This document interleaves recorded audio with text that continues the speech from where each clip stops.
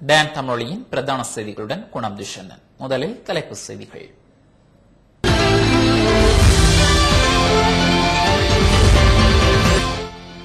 தமிழ் தேசிய கூட்டமைப்பு தேவையற்ற பிரச்சாரங்களை கைவிடுத்து வெற்றி பெற்ற உள்ளூராட்சி சபைகளில் சிறப்புற வேலை திட்டங்களை முன்னெடுத்து தமது திறமையினை வெளிப்படுத்த வேண்டும் என ஜாதிக கல உரிமைய செயலாளர் அமைச்சர் சாம்பிக்க ரணவக்க தெரிவிப்பு.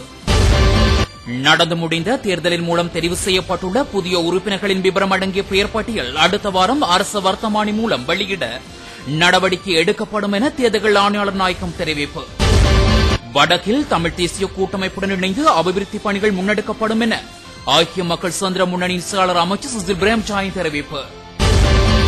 2G அலைவரிசை ஒதுக்கீட்டு முறைகேடு வழக்கில் சிறப்பு நீதிமன்றத்தில் ராசா கூறியதை ஆதாரமாக கருத முடியாது என்று மத்திய தொலைத்தொடர்புத்துறை அமைச்சர் கபில் சிபல் கூறினார்.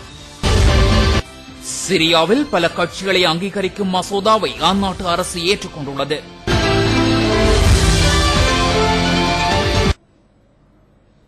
சிறிய இடைவெளியை தொடர்ந்து செய்திகள் தொடரும்.